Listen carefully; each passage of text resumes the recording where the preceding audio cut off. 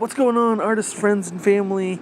It's Ox, bringing you the next video of my 100 Days of Making Comics series, where I show you what has been going on during this process of 100 days. This is going to be covering day 72 to 82.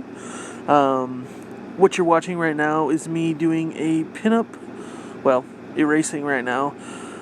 Before I get to coloring this pinup I did of Yann's main character, Yann, for his comic Phosphor. It's a punishment drawing because we missed our goals that we had set forward for each other last week on our accountability blog. And you might be asking yourself, well, what accountability blog? Well, let me tell you. Alongside Joshua Kemble and Cory Kerr doing their accountability blog, Gaz and Mike look to be taking a hiatus for right now, and Chris and Marshal are doing theirs, and me and Yann felt like we should throw our hat into the ring as well. Only we are doing ours on Instagram for now. The first two videos are here on my channel, so if you haven't checked those out, those are titled Accountability. There's a playlist of those two, accountability with friends and whatnot. Check those out. They're so good. And you might want to pay attention to Instagram this week. We did lose the third video to the Sands of Time because it was too awesome to share. And I was on cell data, and for some reason it wouldn't let me save the video. I couldn't save it on the internet. So kind of just lost it, and that's a bummer. But if Yann misses one more time his goals, he's going to be doing some karaoke for us, so you might want to check that out. Also, check out his latest Sketchalona video because he showed the sketch he did of my original character, Wrath, and it looks so dope. So I'll link that down below, as well as, since you're following my 100 days, it's only fair that I give some love and credits to Jeff Lafferty, that's also doing this 100-day run right now. It's his first time doing the 100 Days of Making Comics. He's working on Berserkernaut, and he just launched his first Indiegogo campaign for his comic, and I'm so looking forward to this comic. I don't think I would be doing my comic series if not for him and Kevin Cross, who originally started the 100 Days of Making Comics. Credit where credit is due. And it's so influential seeing them get their work done on their projects. And I honestly don't think I'd be working on mine if it wasn't for those two, for sure. So give them some love, even if you can't. Helps financially. Some shares, likes, all that stuff helps out more than you could even imagine. So let's get back to my 100 days of making comics. Day 72 through 82, and actually let's stop the video right now. Well, let's not stop the video for me, but I'm gonna switch to all the work that I've done over the last 10 days, and I'll show you that right now. So day 72, working on this panel and getting that ready. It's crazy that I started putting these progressions together of the pencils, then inks, and then the colors. Also did this painting for a friend who started her own salon. Love how this turned out. Did it on a whim. Day 73 was working on this page. I love his expression. Got 5 ready for webtoons. That was a whole ordeal. And then back to coloring issue 9. I didn't have much work to do on issue 6, so I figured I could get away with doing a couple days where I got 1 to 2 pages done of issue 9 colored. Then finally cut back to working on 6 and getting the narration boxes done.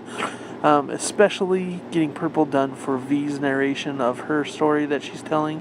If you're watching this, that's available on webtoons right now. The link will be down below. Possibly. Then got back to coloring 9. Spoiler, Zeke isn't wearing pants for a few scenes, or for a few panels anyway. 6 is ready to go. Then got this crazy envelope art from Gaz and those pre-orders of his Godzilla prints. Highly suggested that you check out his artwork. And then we got finished coloring issue 9 on day 82. Back to this pinup. I'm loving how this turned out. Just a little context. Yann is doing a grayscale for the most part comic, so he didn't give me any direction to go with the colors for her. There were also some things that I didn't quite gather. I thought she had a giant fur pauldron, like a rich aristocrat would be wearing. I was incorrect. She actually has an undercut for her hairstyle, and then she has a poofy tail for like the humidity and whatnot alongside the ship that she is in charge of for the most part. So I was trying to decide on what colors to use. I knew she wore jean shorts, so that wasn't a big deal. She actually wears jeans, I think, but I did them as jean shorts just for the heck of it. I figured it would be hot and she wouldn't want to be wearing pants, but that's all here and there. And then came up with this crazy concept that how awesome would it be that if my story existed on this ship and like they had dolls and told the story to themselves and whatnot. It was just this crazy concept, and like somebody had found a doll of V wearing her purple dress and actually cut her hairstyle to match Anne's, and she found it and was just looking it over and whatnot. I decided to go with purple for Anne's shirt since it matched V's. I think that the color purple has a really intriguing and royal sense to it. It lends this strength to a female character, and that's why V's obvious color is purple. It lends this strength and makes them a little bit more powerful, it seems, from my standpoint. That's why I use the color purple. Also, her hair is blonde. I think it was just easier to color. Matching that to V's as well. So yeah, I really love how that turned out. So check out those accountability blogs for sure. It was definitely something awesome to fix the narration for issue 6. Because I wanted to change that. The narration boxes I started in issue 2 for the Angel. And then obviously purple narration boxes because there's more of that story that started in 6 that V starts to tell. Will be coming up later, even in this issue 9 that I just finished working on. But I think it will really resonate when it hits issue 10, so you'll be seeing that down the road. I'm excited. Webtoons has been awesome getting those reformatted. I'm really excited to launch the 10th issue and second volume of my story Kickstarter later this year, because I'll be able to direct people to Webtoons to read those earlier issues. I'm still trying to figure out how I want to do 7 and 8. Since 8 isn't out yet, I will be getting that to backers of the Kickstarter here soon. But for right now, holding on to it and trying to fix it up to get it ready for print. Issue 9, now that it's colored, I just have to do a few more things, mainly putting preview pages together for issue 10, as well as getting the sketchbook together. I'm really excited to get the sketchbook together for issue 10 because it's really going to encompass how wonderful the second arc has come together, and like everything I've been working towards. I've hinted at it a little over this 100 days, but getting that full story from the sketchbook is going to be something special for sure. So since day 82 was the last page that I needed colored, I took a lot of risks and challenges for that last page. I'm really excited to see people's reactions from that page, which is why I'm really hesitant to do preview pages for issue 10. I think I might forego the preview pages for sure of issue 10 and just start a quick comic for there, starting on a couple different projects, just throwing around those ideas. But I really love how the second arc wraps up, because you see the culmination of a handful of characters and knowing exactly where they are, and it's going to be fun going into this final arc for sure. That being said, I have accumulated the hours so far putting into issue 9.